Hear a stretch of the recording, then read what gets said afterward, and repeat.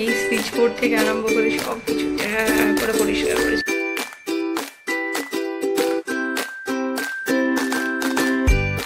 সুন্দর রোদ উঠে যদি কিছু কাপড় জামা কেটে ফেলতে পারতাম, আর একসাথে এত কিছু হয় কাপড় জামা। আর এদিকে যেদিন আমি চুলে হেয়ার স্পা করি সেদিন একদম স্মুথ লাগে। Welcome back to my channel Debjani story. Good morning everyone. আজকে মানডে আর এখন বাজে সকাল 10:30।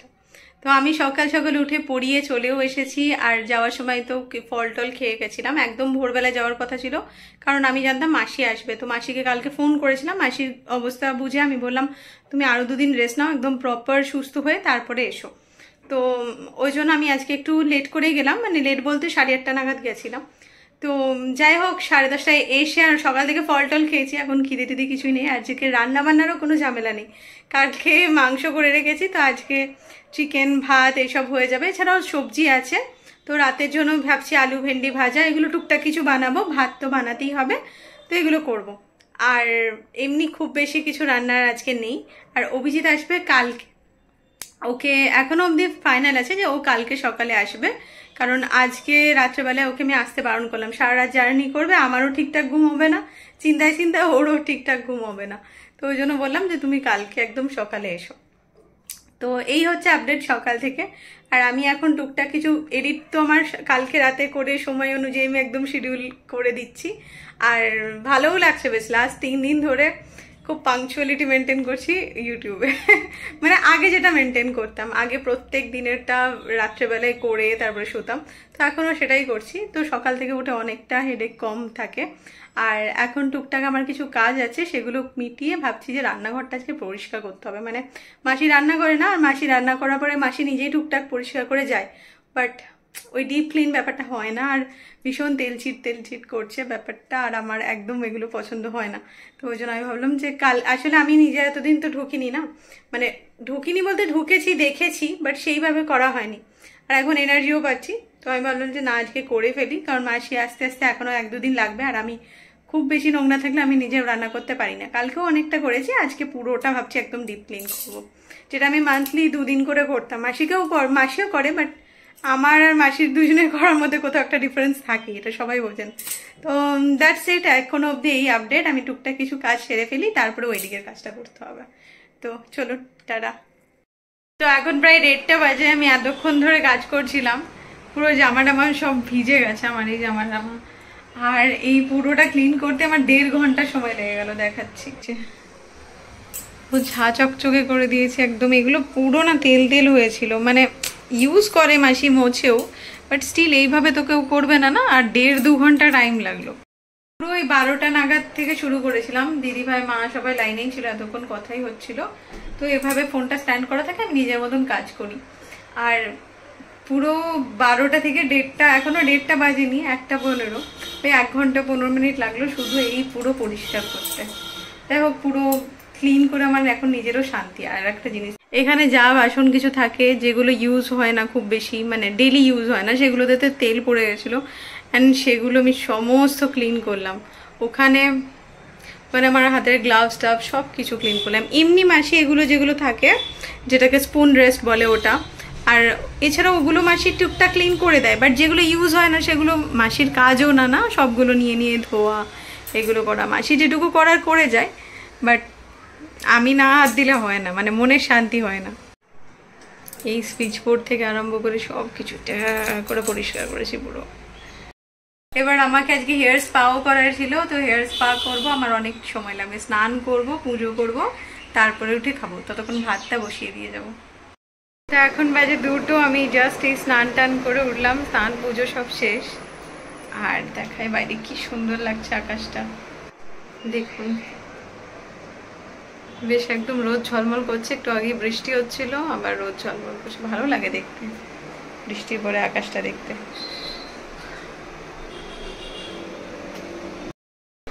যাই হোক এবার খাবার ব্যবস্থা করি। সেই ভাতের চাল তো ভিজিয়েছিলাম, ভাতটা হয়নি, বেশ কিছুক্ষণ লাগবে না, 10-15 মিনিট লাগবে ওইটুকু ভাত। গতকালের অল্প একটু ভাত ফ্রিজে রাখা ছিল, তো সেটাও গরম করে নিলাম। আর চিকেনটা নিয়ে নিয়েছি। আর দেখুন চিকেনটা আমি রান্না করার সময় না গোটা রসুন দিয়েছিলাম। দিদিভাই বেশ মাংস রান্না করলে গোটা রসুন দেয়, আর ও খেতেও খুব ভালোবাসে, তাই আমিও শখ করে দিয়েছিলাম। আসলে নিজের কাজটা একটু কম হবে বলেই দিয়েছিলাম আর কি। তো কেমন লাগে খাওয়ার পরে আপনাদের জানাবো। আর আজকের ভাতটা আবার একটু গরম গরম ফুটছে, নামিয়ে নেব। খাওয়া দাওয়া করে ওদিকে সমস্ত কিছু পরিষ্কার করে এই জাস্ট উঠলাম, এবার রেস্ট নেব। সেই সকাল থেকে চলছে। এবার রেস্ট নিয়ে তারপরে বিকেলে আবার বেরোতে হবে। রাত্রেবেলায় আবার আজকে এত সুন্দর রোদ উঠেছে, যদি কিছু কাপড় জামা কেচে ফেলতে পারতাম। আর একসাথে এত কিছু হয়, কাপড় জামা কাচা হয়নি, অনেক কিছুই হয়নি। তো আবার বিকেলে পড়ানো আছে দুটো ক্লাসের পরে আবার ফিরবো। দেখাই রোদটা এত ঝলমল করছে রোদ আজকে। ওইদিকেও সব শুকিয়ে গেছে, রান্নাঘর পরিষ্কার করলাম না, সব শুকিয়ে গেছে। 2000 years later. সেই দুপুরে পরে আবার এখন ব্লগ অন করছি। এখন বাজে রাত্রি 10টা বেজে গেছে, 10টা 14 হয়ে গেছে, 10টা 15 বাজতে যায়। আর এবার উঠে আমি ডিনার করব। আমি ফিরতে বোধহয় 10টা 10 যখন ফিরলাম, এসে হাত পা মুখ চোখ ধুয়ে একটু কথা বলছিলাম। অভিজিতের সাথে কথা হলো। অভিজিতের সাথে সে বেরিয়েছে যখন, তখন থেকেই কথা বলতে আসছিলাম। তো কালকেও ফিরছে, কালকেও ট্রেনের রিজার্ভেশনও হয়ে গেছে, কালকে ফিরছে। আর ভালো হয়েছে, আজকে সারা রাত জেগে জার্নি করে আসতো। কালকে ফিরে কালকের দিনটাও ছুটি আছে। তারপরে এখন এখানেই থাকবে। তারপরে আবার যখন বহরমপুর যেতে হবে তখন দেখা যাবে। তো শান্তি। আসলে একা থাকি না বাড়িতে, তো কোথাও গিয়ে মনে হয় যে এই যে কথা বলার একটা সঙ্গী বাড়িতে ফেরার পরে, তো এটা খুব দরকার হয়। আর একা থাকতে তখন আর ভালো লাগে না যে সারাক্ষণ একা বসে আছি। আর ও এমনই না, মানে মাও তাই বলে যে ওখান থেকে যখন চলে আসছে ওখানেও ঘর ফাঁকা লাগছে, সারাক্ষণ বকতে থাকবে, মায়ের সাথে হোক, এখানে আমার সাথে হোক, যেখানেই ও থাকে সবার সাথে কথা বলতে থাকে। তো যাই হোক, আর এখন উঠি, রাতে ডিনারটা করি। রাত্রেবেলায় কালকে রুটি আমি বানিয়েই রেখেছিলাম, তো রুটি ফ্রিজে রাখা আছে, ওটা গরম করব। মাসিকে কল করলাম, মাসির শরীরটা একটু বেটার কালকে থেকে। তো কথা শুনে আমার মনে হলো এখনো রেস্টের দরকার।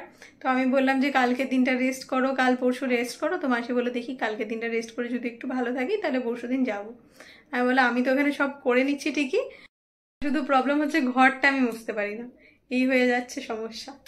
আমার ছোটবেলা থেকেই জ্বালা, ঘর মোছা আমি একদম পছন্দ করি না। আমাকে বাসন দিলেও আমি বাসন ধুয়ে নিতে পারি, কিন্তু ঘর মোছা আমি একদম পছন্দ করি না।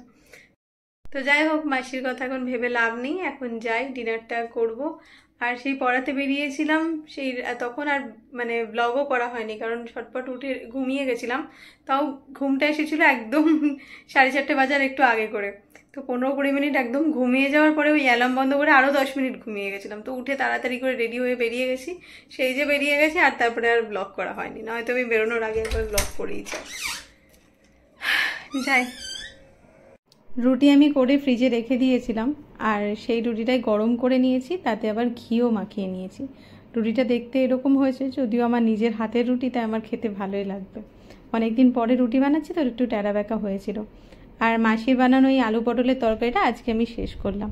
এত তরকারি বানিয়ে রেখেছিল, এখনো অবধি সব শেষ করে উঠতে পারিনি। একা মানুষ কত খাবো বলুন তো। তো এখন বাজে 11টা 20, 11:30 মতন বাজতে যায়। আর খেতে আমি মা, দিদিভাই, অভিজিৎ সবার সাথে কথা হচ্ছিল টুকটাক।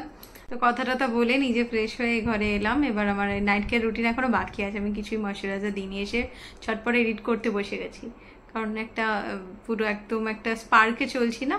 এটা আমার স্যার ম্যামও বলতো আমার কলেজের, যে তুই যখন তোর মধ্যে যখন যে স্পার্কটা, এটা যদি সারা বছর থাকে, মানে একটা হয় না মাঝে মধ্যে আমার মধ্যে স্পার্কটা জেগে ওঠে, এই ভালো করে পড়তে হবে, এই এক্সাম আসছে, আর তাই বলতো। তো ওটাই মনে পড়লো যে এই স্পার্কটা কতদিন মেনটেন করতে পারবো জানি না, কিন্তু এসে ঝটপট এডিট করতে বসে গেছি। এডিট হয়েও গেছে, এই লাস্টের ক্লিপগুলো অ্যাড করব, আর দ্যাটস ইট। আর কালকে মাসি আসবে না, তো কালকেও রান্না বান্না আমাকে করতে হবে।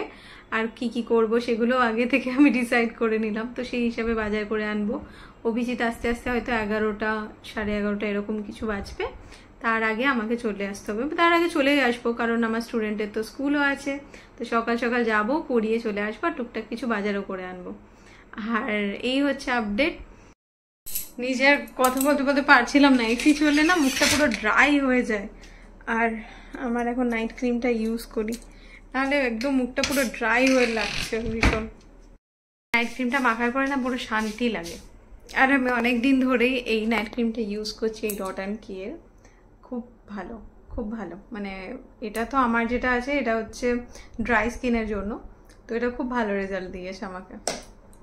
আমি ন্যাচারালি খুব কম ক্রিম ইউজ করি, বাট ডট অ্যান্ড কিয়ের এই ক্রিমটা আর সানস্ক্রিমটা দুটোই আমি ইউজ করছি। সানস্ক্রিমটা তো আমার সেকেন্ড কেনাও হয়ে গেল, আর এটাও তাই, এটা সেকেন্ডটাও শেষ হতে চললো, কারণ এটা আমি আগে কিনেছিলাম তারপরে সানস্ক্রিন কিনেছিলাম। তো সানস্ক্রিনটাও খুব ভালো কাজ দিচ্ছে, খুবই ভালো সানস্ক্রিনটা, মানে ওই হোয়াইট কাস্ট কিছু থাকে না। আর এদিকে যেদিন যেদিন আমি চুলে হেয়ার স্পা করি সেদিন একদম চুলটা পুরো স্মুথ লাগে, দেখতেও ভালো লাগে, আর অনেক শান্তিও লাগে, আর খুব ভালো। আমি তো ভাবছি আর আমি স্ট্রেটনিং করাবোই না। তো যাই হোক, আর ভিডিওটা এক্সটেন্ড করছি না, ভিডিওটাকে এন্ড করবো, অ্যান্ড ভিডিওটাকে ঝটপট এডিট করে আপলোডে বসিয়ে তারপরে ঘুমিয়ে যেতে হবে, কালকে সকাল সকাল উঠে পড়তে হবে আমাকে। তো আজকের ব্লগটা এটুকুই থাকলো। যদি কিছু ভালো লেগে থাকে তো please to like, comment, share and to subscribe my channel Debjani story.